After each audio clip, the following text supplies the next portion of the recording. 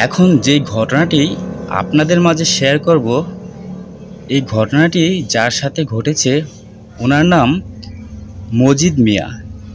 এই মজিদ মিয়া পেশায় একজন গুড়খোদক। এটাই তার পেশা, কবর খুঁড়ে লাশ নামানো। বেশিরভাগ বেওয়ারিশ লাশ এখানে কবর দেওয়া হয়। মজিদ মিয়া এইসব লাশ কবরে রাখতে খুব মায়া হয়। লোকটা পৃথিবীতে এতদিন কত আমোদেই কাটাইল, আর এখন মারা যাওয়ার পর তার লাশটাও কেউ খুঁজতে আসলো না। এ লোকের ভাগ্য হয়তো এটাই লেখা ছিল। এইসব ভাবে মজিদ মিয়া লাশগুলারে মাটি দেওয়ার সময়। কিন্তু এই লাশটার ক্ষেত্রে তার এমন কোনো অনুভূতি কাজ করলো না, বরং ভয় পেয়েছে সে।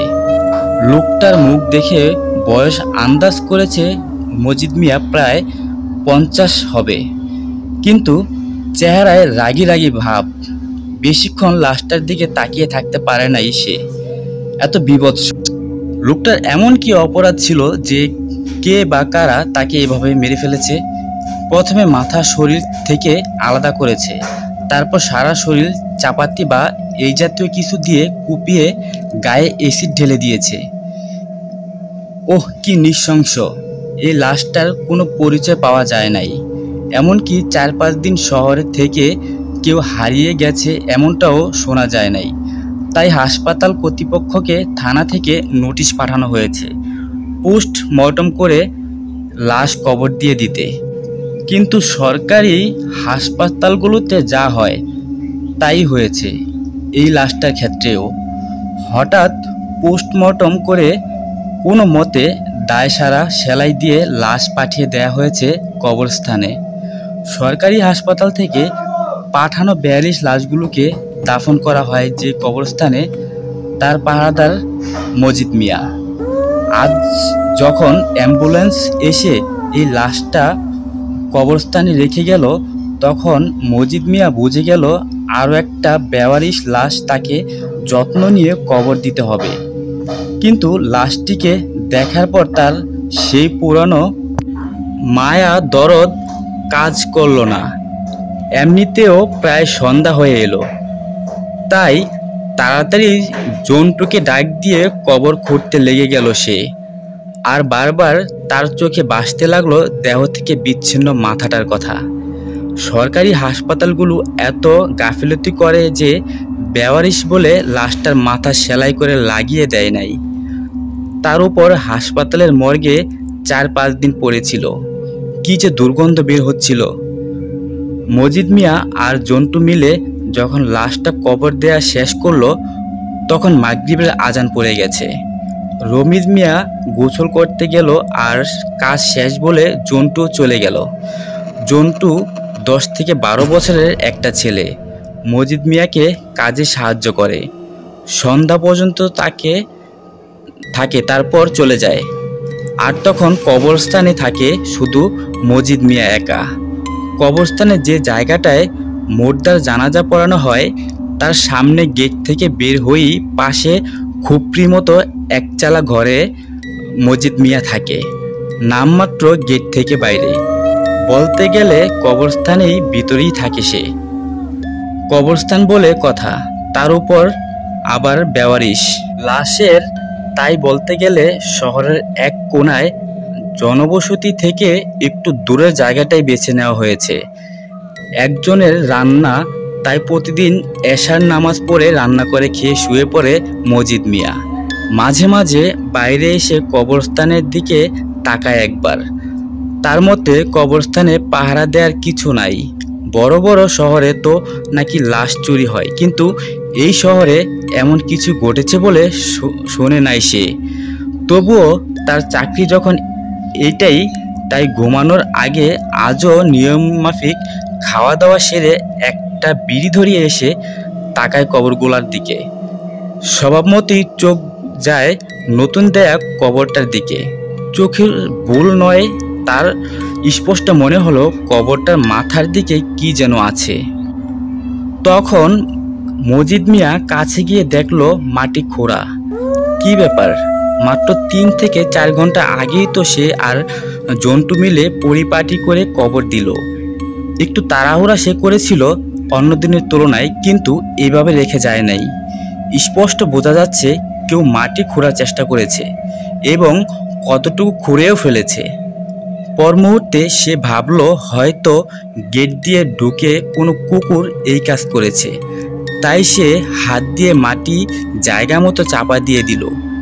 কিন্তু এটা সে একবারও চিন্তা করলো না যে সে নিজ হাতে প্রতিদিন গেট লাগিয়ে তালা লাগাই দেয়। তারপর কোনো কুকুর কেন, মানুষের পক্ষেও কবরস্থানে ঢোকা অসম্ভব। ঘরে ঢুকে দরজা লাগিয়ে নিশ্চিত মনে ঘুমিয়ে পড়ল মজিদ মিয়া। প্রচণ্ড অস্বস্তিতে ঘুম ভেঙে গেল তার রাতে। তার এমন হয় না কখনো, এক ঘুমেই রাত শেষ হয়ে যায়। তার কাছে ঘড়ি না থাকায় বুঝল না রাত ঠিক কতটা বাজে। ঘুম ভাঙলে তার এই ধরনের অনুভূতি হয় না কখনো, কিন্তু আজ তার কেন জানি দরজা খুলে বাইরে যেতে ইচ্ছে হলো। মজিদ মিয়া দরজা খুলে বাইরে যাবার পর তার নাকে পচায় একটু গন্ধ এসে লাগলো। গন্ধের উৎস খুঁজতে আশেপাশে তাকালো মজিদ মিয়া। পরিষ্কার চাঁদের আলোয় দেখলো মুর্দার জানাজা পড়ানো হয় যে জায়গায়, সেখানে সাদা কাপড়ে মোড়া কিছু একটা রয়েছে, সম্ভবত একটা লাশ। মজিদ মিয়া ভীতু কখনই নয়, তাই ভয় সে একটুও পেল না, বরং কাছে এগিয়ে গেল ভালো করে দেখার জন্য। ঠিক মুর্দার খাটিয়া যেখানে রেখে জানাজা পড়ানো হয় সেখানে একটা লাশ পড়ে আছে। এত রাতে কার লাশ নিয়ে আসলো ভাবতে শুরু করলো মজিদ মিয়া। যদি কেউ এনে থাকে তাহলে তাকে ডেকে তুলল না কেন? আবার ভাবলো ভিতরে ঢুকতে হলে গেট দিয়েই ঢুকতে হবে, তার চাবি একমাত্র মজিদ মিয়ার কাছেই আছে। এবার চারিদিকে থেকে ভয়ের অনুভূতি গ্রাস করলো তাকে। হাঁটার শক্তিও মনে হলো কেউ কমিয়ে দিয়েছে। তবুও বিকারগ্রস্তের মতো সে এগিয়ে গেল লাশটার দিকে। কাপড় খুলে যা দেখলো তাতে তার মনে হলো সে বুঝি এখনই অজ্ঞান হয়ে পড়বে। সেই মুখটা যা দেহ থেকে আলাদা করা হয়েছে এখন তার সামনে আবার। বিকালে কবর দেওয়া লাশটা এখানে কিভাবে আসবে? এসিডে পোড়া পচা শরীর থেকে ভুর ভুর করে গন্ধ বের হচ্ছে। মজিদ মিয়ার মাথায় এসব কিছুই ঢোকে না। অতি সুখে পাথর হবার মতো সে অতি ভয়ে বিহ্বল এখন। হঠাৎ তার মনে হলো এখনই বুঝি প্রত্যেকটি লাশ উঠে এসে এভাবে পড়ে থাকবে তার সামনে। কিন্তু এমন কিছুই ঘটল না। মজিদ মিয়ার সামনে নিথর পড়ে আছে লাশটি। মজিদ মিয়ার মনে হলো সে গায়ে শক্তি ফিরে পেল। হঠাৎ বা ভয়ের ঝাপটাটা চলে গেল তার উপর দিয়ে। কিভাবে কেন লাশ কবর থেকে উঠে আসলো এসব চিন্তা না করে সে ভাবলো লাশটাকে আবার কবর দিতে হবে। এই ভাবা মাত্রই সে লাশটাকে কাঁধে তুলে নিল। জীবনে মনে হয় এত ভারী লাশ সে কোনো দিন বহন করে নাই। তাই মনে হলো মজিদ মিয়ার ভার সামলাতে বেশ ব্যাগ পেতে হলো তার। 5 থেকে 6 দিনের পুরানো লাশ মজিদ মিয়ার জোরে ধরা মাত্রই ধুমড়ে মুচড়ে গেল। মনে হলো এখনই বুঝি হাত বা পা খুলে পড়বে। মজিদ মিয়ার মনে ছিল না যে লাশটাকে মাথা শরীর থেকে আলাদা, তাই সে লাশটা ঘাড়ে নেওয়া মাত্রই মাথাটা ধপ করে পড়ল কাপড়ের ভিতর থেকে। আর এক হাতে মাথাটাও তুলে নিল মজিদ মিয়া। চলল কবরে লাশটি রেখে আসতে। লাশটি কবরে রেখে মাথাটা ঠিক জায়গায় বসানো মাত্রই চোখ কপালে উঠল তার। বড় বড় হলুদ চোখ দিয়ে লাশটা তাকিয়ে আছে তার দিকে, আর একটা হাত দিয়ে ধরে রেখেছে মজিদ মিয়ার হাত, এবং এত জোরে যে কারো সাধ্য নাই সেই হাত ছাড়ানোর। মজিদ মিয়ার গায়ের সব লোম দাঁড়িয়ে খাড়া হয়ে গেল, এবং এত কিছু আর সহ্য করতে না পেরে সে জ্ঞান হারালো। যখন তার জ্ঞান ফিরল তখন সকাল সকাল। সে দেখলো জন্টু তার মুখের উপর ঝুঁকে আছে।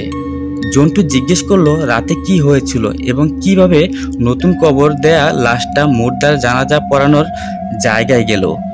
এই কথা শুনে মজিদ মিয়ার কানে তালা লাগার জোগাড় হলো। সে নিজে কাল দ্বিতীয়বারের মতো লাশ কবরে রেখে এসেছিল, শুধু মাটি দিতে পারে নাই। কেন পারে নাই তা আর কাউকে বলল না, শুধু বলল সে আর এখানে কাজ করবে না এবং তখনই চলে গেল।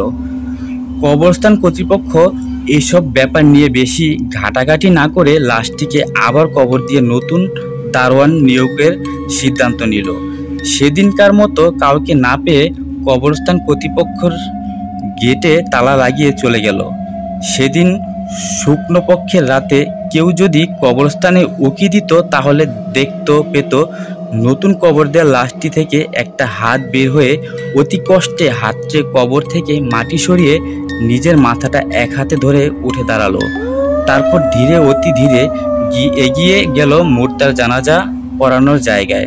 চুপচাপ সেখানে শুয়ে পড়ল। মুসলমানের ঘরে জন্ম তার, জানাজা ছাড়া কবরে থাকতে চায় না সে। বড় কষ্ট, এতে বড়ই কষ্ট। এখন যে ঘটনাটি আপনাদের মাঝে শেয়ার করব, ঘটনাটি একটি শ্মশানকে কেন্দ্র করে। সজল বেটা একেবারে মহা হারকিপ্টে। কখনো ভুলেও ওর কাছ থেকে একটা টাকা খসানো যায় না। এমন নয় যে ওরা গরিব, টাকা পয়সা নেই। ঢাকা শহরে ওর বাবার 4-4টে বাড়ি, এখানে সেখানে ছড়ানো ছিটানো নানা রকমের ব্যবসা বাণিজ্য। ওর ভাইগুলো সব বিদেশে লেখাপড়া করছে। দুদিক থেকে টাকা পয়সা ওদের বাসায় ঢুকছে, কিন্তু বেরোবার পথ পাচ্ছে না। তবুও বেটার এমন কিপটমি আমাদের আর সহ্য হয় না। দিনের পর দিন আমাদের টাকায় এটা সেটা খেয়ে দেয় বেশ ভালো আছে। তাই আমরা একদিন ঠিক করলাম যে ওকে একটা শিক্ষা দিয়ে ছাড়বো, তাতে যদি ওর হারকিপটেমি ভাবটা দূর হয়।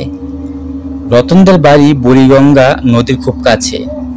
আমাদের স্কুল থেকে ওদের বাসাটা কাছে হওয়ায় স্কুল ছুটির পর কিংবা বন্ধের দিনগুলোতে আমাদের বেশিরভাগ আড্ডাগুলো রতনদের দোতলা ছাদে হতো। রতনদের ছাদ থেকে বুড়িগঙ্গা নদীর পুরোটা দেখা যায়। বিকেলবেলা নদীর বুকে ব্যস্ত লঞ্চগুলো দেখতে বেশ লাগে। তাই আড্ডার জন্য এর চেয়ে আদর্শের জায়গা আর হয় না। যে কোনো ভালো জিনিসের পাশাপাশি যেমন একটা খারাপ জিনিস থাকে, ঠিক তেমনি রতনদের ছাদ থেকে বুড়িগঙ্গার সন্ধ্যাকালীন মনোরম দৃশ্য দেখার পাশাপাশি আরেকটি খারাপ জিনিসও খুব ভালো করে দেখা যায়। সেটি হলো পোস্তগোলা শ্মশানঘাট। এটি মনে হয় ঢাকা শহরের একমাত্র শ্মশানঘাট। তাই মরদেহ পোড়ানোর ধুম লেগেই থাকে। কারোর জন্য সেটি শেষ যাত্রা হলেও আমাদের জন্য শ্মশানঘাটটি অতি ভয়ঙ্কর একটা জায়গা। কেননা এই শ্মশানঘাটটি নিয়ে নানান ভৌতিক ঘটনা প্রচলিত আছে, যেগুলোর বেশিরভাগই খুব ভয়ঙ্কর। শুনলেই গা শিনশিন করে ওঠে। শ্মশানঘাটে নাকি রাতের অন্ধকারে প্রায় জিন ঘুরে বেড়াতে দেখা যায়, বিশেষ করে অমাবস্যার রাতে। তখন যদি কেউ জিনের সামনে পড়ে তাহলে আর রক্ষা নেই। নির্ঘাত পরের দিন হয় মৃতদেহ পাওয়া যাবে, নয়তো পাগল অবস্থায় পাওয়া যায়। তাই আমরা পারতে খুব একটা ওদিকটা মারাই না, এড়িয়ে চলি। রতনদের ছাদ থেকে প্রায় দেখা যায় শ্মশানঘাটে কুণ্ডলি পাকিয়ে মরদেহ পোড়ানোর ধোঁয়া আকাশে উঠে যাচ্ছে। বাতাস আমাদের দিকে বইতে থাকলে চামড়া পোড়ার একটু গন্ধ পাওয়া যায় বলে আমার মনে হয়। যদিও গন্ধ পাওয়ার ব্যাপারটা কেউই স্বীকার করে না, তবুও আমার মনে হয়েছে আমি বার দুয়েক পোড়া চামড়ার গন্ধ পেয়েছি। একদিন সাহস করে আমরা কজন মিলে গিয়েছিলাম শ্মশানঘাটে লাশ পোড়ানো দেখতে, কিন্তু সে দৃশ্যটা আমি সহ্য করতে পারিনি, ভয় পেয়ে চলে এসেছি। 2-3 জন লোক বিরাট বিরাট লাঠি দিয়ে নেড়ে চেড়ে মরা পোড়াচ্ছে, দেখলে গা গুলিয়ে উঠে। আমাদের মধ্যে ফিরোজই সবচাইতে সাহসী। ফিরোজ দাঁড়িয়ে দাঁড়িয়ে পুরো লাশ পোড়ানো দেখেছে। লাশ পোড়ানো শেষে ছাইগুলো যে একটি ছোট কলসিতে ভরে নদীতে ফেলে দেওয়া হয় সেটাও দেখে এসেছে। সেই ফিরোজকেও একদিন ছাদে দাঁড়িয়ে শ্মশানঘাটের দিকে তাকিয়ে দীর্ঘশ্বাস ছাড়তে দেখলাম। আমরা তখন ক্যারাম খেলছিলাম। আমরা বলতে আমি, বাপ্পি, তপন আর সজল। রতন গিয়েছিল নিচে তা আমাদের জন্য ঠান্ডা পানি আনতে। ফিরোজ একটু দেরি করে আসায় খেলায় অংশগ্রহণ না করে দাঁড়িয়ে দাঁড়িয়ে কখনো নদী আবার কখনো শ্মশানঘাটটি দেখছিল। ওকে দীর্ঘশ্বাস ছাড়তে দেখে আমি আর বাপ্পি এগিয়ে গিয়ে ওর কাঁধে হাত রেখে জিজ্ঞেস করলাম, কি রে, কি হয়েছে? ও বলল, না কিছু না। ফিরোজ মাথা নেড়ে কিছু না বলে আমাদের এড়িয়ে যেতে চাইল। কিছু না বললেই হলো? আমি স্পষ্ট তোকে বোয়াল মাছের মতো বিশাল একটা দীর্ঘশ্বাস ছাড়তে দেখলাম। বললাম তো আমি কিছু না, এমনি। দেখ, মিথ্যা বলবি না। আমরা না তোর বন্ধু? বাপ্পি ফিরোজের কাঁধে হাত রেখে বলল। না মানে শ্মশানঘাটটা দেখে ভাবছিলাম মানুষ মরে গেলেই তো সব শেষ, তাই না? ফিরোজ আবারও উদাস হয়ে বলল, তা তো ঠিকই, মরে গেলেই তো সব শেষ বলে আমিও ওর সঙ্গে মাথা নাড়ালাম। মরে গেলে সব শেষ হবে কেন? মরে গেলে তো মানুষ ভূত হয়েও তো টিকে থাকার চেষ্টা করে। তপন এর কথায় আমরা সবাই হেসে উঠলাম। শোন বেটা, ভূত বলে আসলে কিছু নাই, সব মনের ভুল। স্বজন বীরের মতো বলল, তুই জানোস না আমাদের ঠাকুরমারা বলেন যারা বেঁচে থাকতে অন্যায় জুলুম করে তারা মরে গেলে ভূত হয়ে ঘুরে বেড়ায়। তোর দাদি মার কি ভাবে জানলো এই কথা? তারা কি ভূত প্রেত দেখেছে? সজল তপনকে একেবারে তুচ্ছ তাচ্ছিল্য করে প্রশ্ন করলো। দেখেছেই তো। তপন আমতা আমতা করে উত্তর দিল, যত সব বাকোয়াস কথা। বাকোয়াস না, দিদা বলেছে দাহের পর ৩-৪ ঘন্টা পর্যন্ত নাকি জিনদের আত্মা শ্মশানঘাটে ঘুরে বেড়ায়, তখন নাকি তিনাদের দেখাও যায়। তোর দিদা চাপা মেরেছে, পুরো আর্জেন্টিনা চাপা মেরেছে বলে সজল হু হু করে হাসতে লাগলো। তোর খুব সাহস মনে হচ্ছে যে? ফিরোজ সজলকে উদ্দেশ্য করে বলল। সাহস তো তোর মতো নাকি যে দিনের বেলায় শ্মশানঘাটে ঘুরে এসে বাহবা ফালাবো? আমি চাইলে রাতেও শ্মশানঘাট ঘুরে আসতে পারি। তাই নাকি? তাহলে প্রমাণ দিয়ে দে, দেখবো কত বড় বুকের পাটা। ফিরোজ তেতে উঠে বলল, প্রমাণ লাগবে কেন? যা সত্য তাই বললাম। কিভাবে বুঝবো যে তুই রাতের বেলা শ্মশানঘাট থেকে ঘুরে আসতে পারবি? আমি বললাম, আমি ইচ্ছে করলে প্রমাণও দিতে পারি, কিন্তু দিমু না। প্রমাণ দিয়ে আমার লাভ কি? আমি বুঝলাম সজল ধান্দা খুঁজছে। যদি তুই রাতের বেলা শ্মশানঘাট থেকে ঘুরে আসতে পারিস তাহলে তুই যা খেতে চাইবি তাই তোকে খাওয়াবো। ফিরোজ বলে আমাদের সবার দিকে তাকালো। যা তাই খাওয়াবো বলে আমরা সবাই মাথা নাড়লাম। আরে রাখ তোদের খাওয়া দাওয়া, নগদ টাকা কত দিবি তা বল। আচ্ছা ঠিক আছে, সবাই মিলে তোকে 100 টাকা দিব। দিবি তো? সজলের চোখ দুটো চকচক করে উঠতে লাগলো। অবশ্যই দেব, তবে আমাদের কথাও তোকে শুনতে হবে। ফিরোজ বলল, কি কথা? তুই শ্মশানে রাত 12টার পরে যাবি বলে ফিরোজ আমাদের দিকে চেয়ে একটু হাসলো। আমি মনে মনে ভাবলাম রাত 12টার কথা শুনলে সজল হয়তো পিছিয়ে যাবে, কিন্তু আমাকে ভুল প্রমাণ করে দিয়ে ও বলে উঠল, রাত 12টা কেন, টাকা পেলে রাত 1টার পরেও যেতে আমি রাজি। তাহলে আজ রাতেই যা, ফিরোজ বলল। ওকে, নো প্রবলেম। আগে টাকা দে, আমি বাকির কাজ করি না, জানোস তো বাকি কাজ ফাঁকি। আমরা আমাদের সবার পকেটে যা ছিল তা মিলমিশ করে 100 টাকা জোগাড় করে সজলের হাতে তুলে দিলাম। তপন শুধু বলল, ও আসতে পারবে না, এত রাতে নাকি ও কিছুতেই বাসা থেকে বের হতে পারবে না।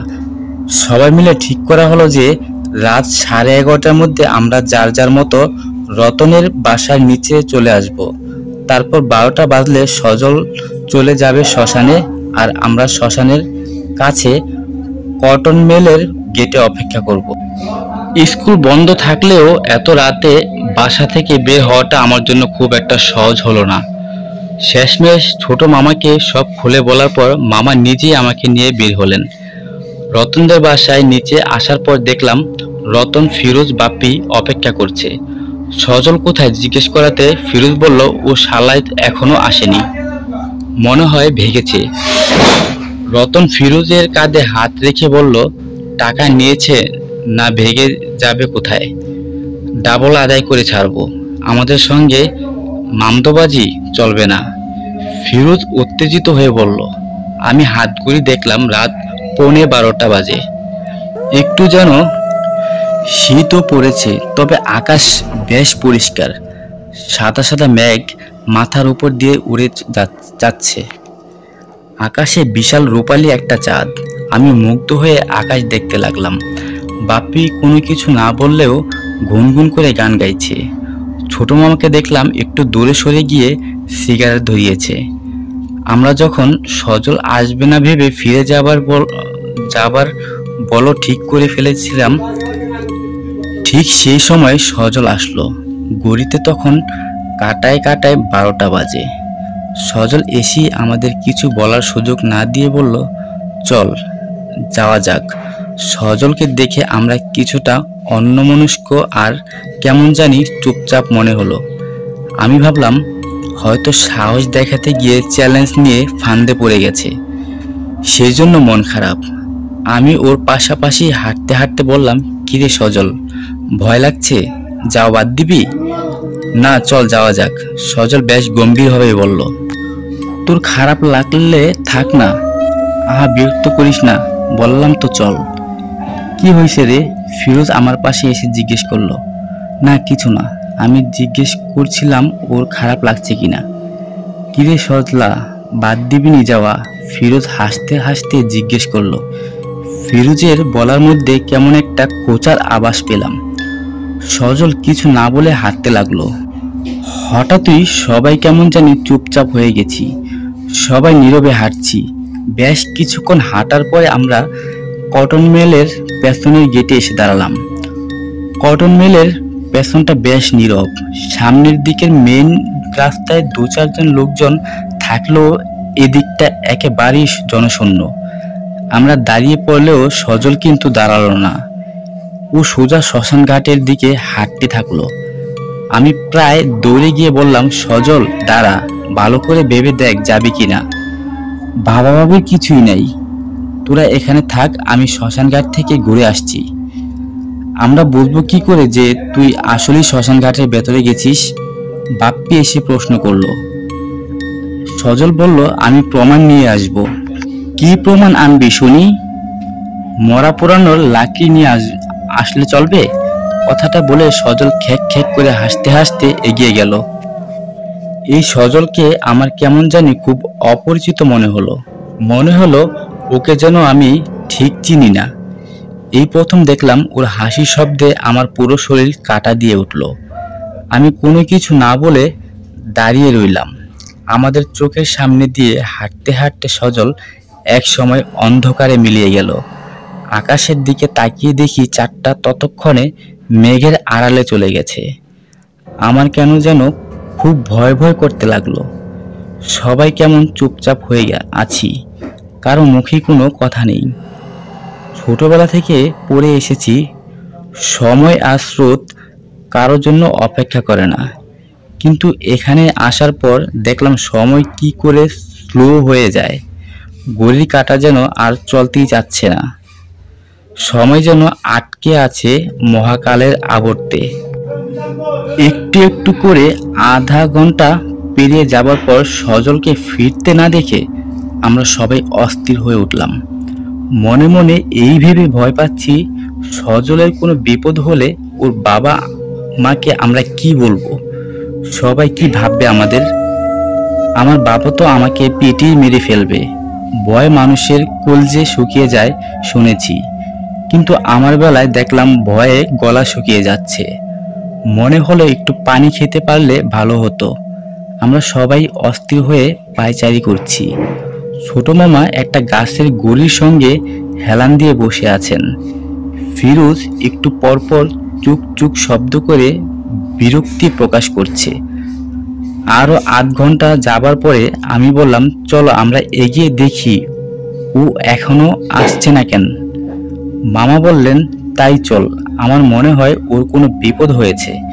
ফিরোজ কিছু বলতে যাচ্ছিল, বাপ্পি বলে উঠল, তোরা যা, আমি বাবা মরে গেলেও শ্মশানে যাব না। মরতে হয় এখানে দাঁড়িয়ে দাঁড়িয়ে হাসি মুখে মরে যাব, তবু বাবা শ্মশানে যাব না। অগত্যা আমরা রতন আর বাপ্পিকে রেখে রওনা দিলাম। যাবার সময় ওদের বলে গেলাম, আমরা যদি আধা ঘন্টার মধ্যে না ফিরি তাহলে ওরা যেন যা ভালো মনে হয় তাই করে। ওরা একজন অন্যজনের গায়ে গা ঘেঁষে দাঁড়িয়ে থেকে মাথা নাড়ল। শীতটা যেন হঠাৎই বেড়ে গেছে।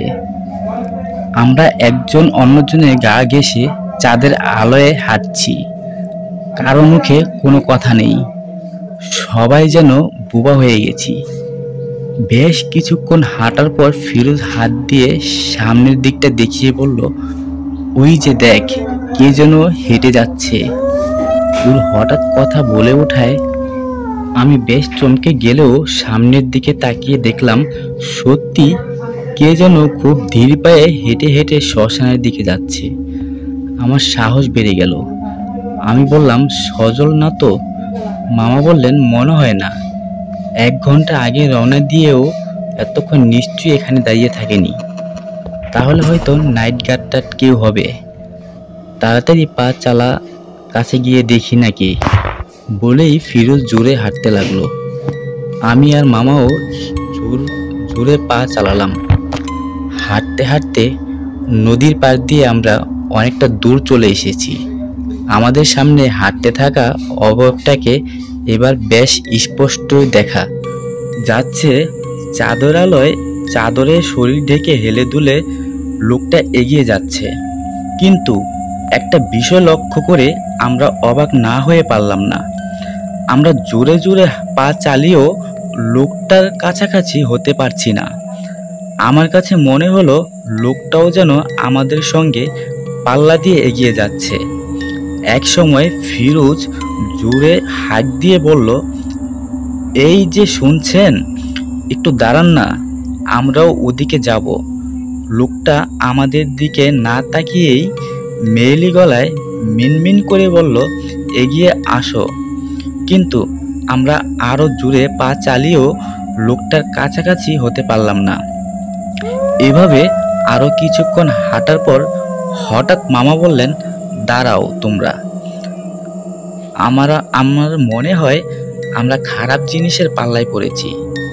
আমি আর ফিরোজ সঙ্গে সঙ্গে দাঁড়িয়ে গেলাম। সমগ্র শরীর দিয়ে ঘাম টপ টপ করে পড়ছে। ফিরোজ প্রশ্ন করলো, খারাপ জিনিস মানে কি মামা? খারাপ জিনিস মানে হচ্ছে খারাপ জিনিস, দেখছো না আমরা কত চেষ্টা করেও ওটার কাছাকাছি হতে পারছি না। মামার কথা শুনে আমার সারা শরীর ঝিমঝিম করে উঠল। ফিরোজ কিছু বলল না, চুপচাপ দাঁড়িয়ে রইল। মামা বললেন, দাঁড়িয়ে থেকো না, হাঁটতে থাকো। ওটা যদি বুঝতে পারে যে আমরা ভয় পেয়েছি তাহলে খবর আছে। আমরা ধীর পায়ে আবারও হাঁটতে লাগলাম। এক সময় ফিরোজ ফিস ফিস করে বলল, মামা চলেন ফিরে যাই। ফিরোজ যেন আমারই মনের কথাটা বলল। মামা বললেন, আমরা অনেকটা পথ চলে এসেছি, এখন সামনে যাওয়া যা পেছনে যাওয়া তার চাইতেও ভয়ঙ্কর। দোয়া দুরুদ পড়ে বুকে ফু দিয়ে হাঁটতে থাকো। আমি মনে মনে দোয়া দুরুদ পড়তে চেষ্টা করলাম, কিন্তু পারলাম না। কিছুই মনে পড়ল না। বিড়বিড় করে উল্টাপাল্টা কী সব পড়লাম। একটা মোড় ঘুরে শ্মশান ঘাটের কাছাকাছি আসতেই হঠাৎ করে 4টা মেঘের আড়ালে চলে যাওয়ায় চারিদিক অন্ধকারে ডেকে গেল। আমি আর ফিরোজ ভয় পেয়ে মামার জামা টেনে ধরলাম। মামা বিড়বিড় করে বললেন, ভয় পাবি না, একদম না। মামা ভয় পেতে না করলেও আমি কিন্তু ঠকঠক করে কাঁপছি আর মামাকে ধরে একটু একটু করে এগুচ্ছি। শ্মশান ঘাটের গেট আসার সঙ্গে সঙ্গে 4টা আবার মেঘের আড়াল হতে বের হয়ে এলো। মনে মনে আল্লাহকে ধন্যবাদ দিলাম। ততক্ষণে আমাদের সামনে হাঁটতে থাকা লোকটা কোথায় যেন উধাও হয়ে গেছে। লোকটাকে কোথাও আর দেখলাম না।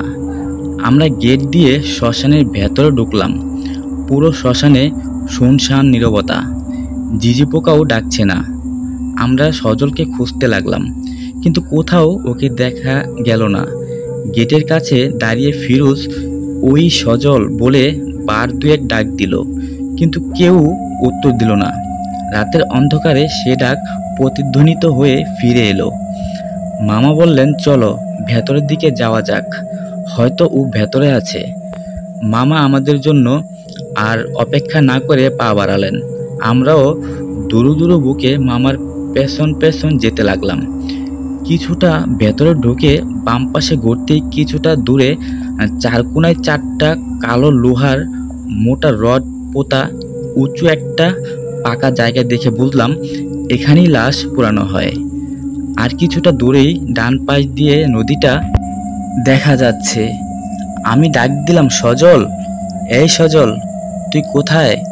নিজের গলা নিজের কাছেই কেমন অপরিচিত মনে হলো। সজল এখানে নেই। মামা কথাটা বলে নদীর দিকে এগিয়ে গেলেন।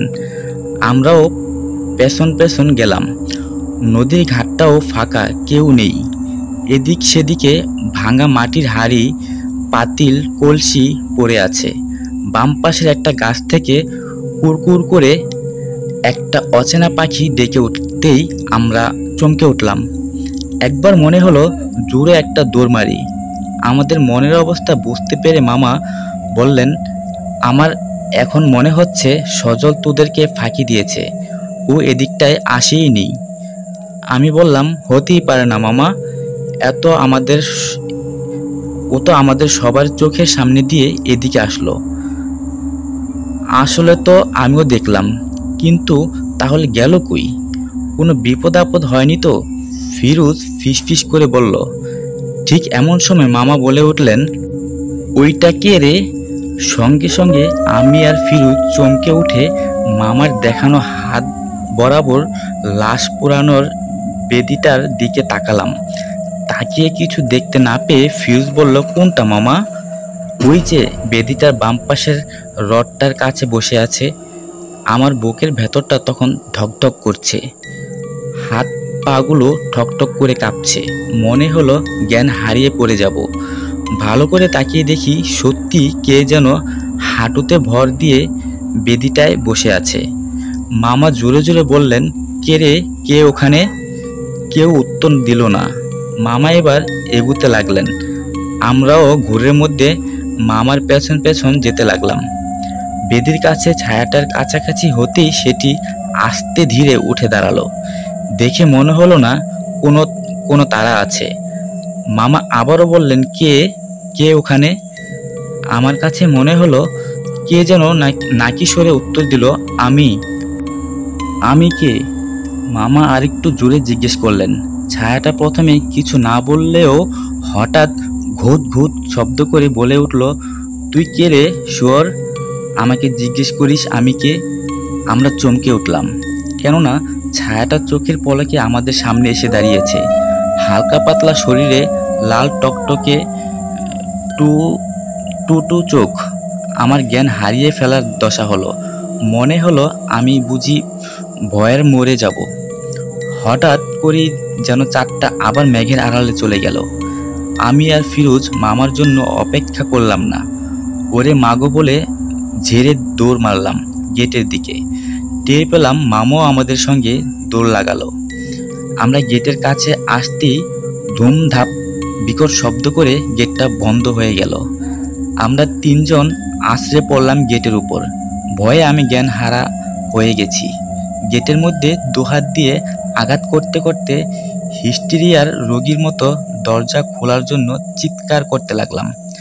পেছন ফিরে দেখি ছায়াটা হাসতে হাসতে আমাদের দিকে এগিয়ে আসছে। আমরা যা যা বলে চিৎকার করতে লাগলাম, কিন্তু ছায়াটা বাতাসে ভেসে ভেসে আমাদের দিকে এগিয়ে আসতেই লাগলো।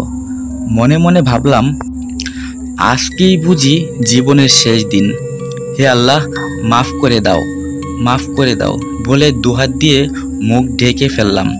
ছায়াটা আমাদের কাছ থেকে যখন হাত তিনেক দূরে, ঠিক সে সময় কে যেন খুব গম্ভীর গলায় বলে উঠল, দাঁড়া।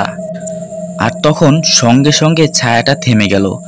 আমি চমকে তাকিয়ে দেখি নদীর কাছে ভাঙ্গা হাড়িগুলোর কাছে আরেকটা খুব লম্বা ছায়া দাঁড়িয়ে আছে। ছায়াটা লম্বা একটা আলখাল্লা পরে আছে। বলে আরও লম্বা লাগছে।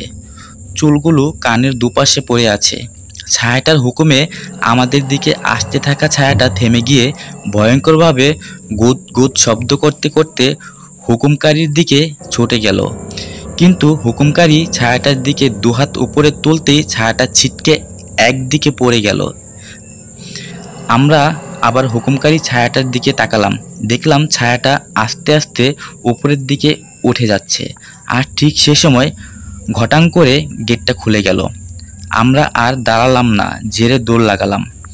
এক দৌড় কটন মিলের গেটে। কটন মিলের গেটে আসতেই দেখি রতন ওর বাবা চাচাদেরকে ডেকে এনেছে। সবাই মিলে শ্মশানে যাবার জন্য প্রস্তুত হচ্ছিল।